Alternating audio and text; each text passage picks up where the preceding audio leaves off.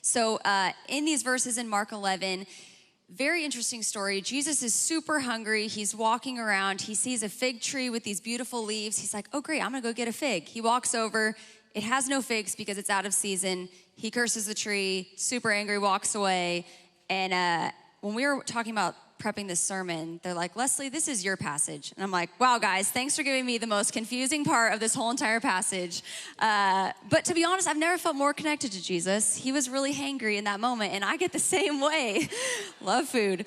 But when you actually start diving deeper into this passage, he's actually making a statement by saying, you don't just need to say you live this Christian life. If you're just talking about this great Christian life that you live, but you have nothing to show for it, then we've got a problem. So we are called to care. And the great part about that is when we think about it, when we care for others, we actually live the most fulfilling life possible. So Jesus has wired us in a way of when we care for others and we do things that are non-selfish, it actually brings that joy to us. And we saw this countless times this last week at Breakaway. The first one being, if you've ever been to Breakaway, you know recreation. It's like the zip lines, the go-karts, all the fun stuff. Well, we have this thing called a fast track, and I've got a picture of it up there. This is a fast track. It's a motorized slip and slide. It's like the greatest thing in the world. The kids lay, forever. Yes, it goes like forever. The kids lay on a boogie board. It pulls them super fast. Well, Monday hits. The kids are all out there. They're in a huge line. It breaks down. And we're like, no. So we're going to go shut down the line to tell them to go to something else. And a group of high schoolers go, no, don't shut it down. We've got an idea. So every single kid that was in that line, they grabbed the end of that rope, a group of them, and ran as fast as they could and pulled every single kid on that slip and slide. Greatest volunteers in the world.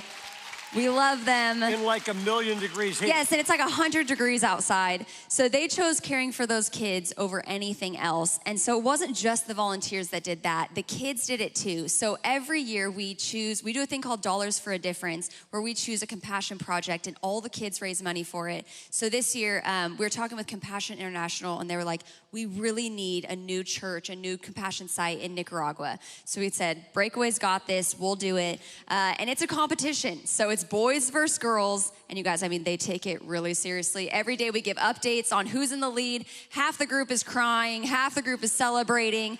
They're going home, bringing back money. It's awesome. We love it. But the kids, some group of kids took it so seriously. There were 3 fifth-grade boys. I was driving through Granite Bay. I see these 3 kids with Breakaway shirts on outside doing a lemonade stand in 100-degree heat. It's like 2 o'clock in the afternoon, and we stop by. I grab the video team. We go over there and watch this video because it shows you a little bit of what they were doing. Well, today we're raising money. We have $118 so far. Yay. At Breakaway, they have it every year where we donate money, and it's like a really fun boys versus girls thing. They said they lived on $2 a day. Like, how? My motivation is that I kind of want to give up at some point because it gets really hot, but I just think of the thought that I am helping people, and that's what keeps me motivated. Aren't those just the cutest kids you've ever seen?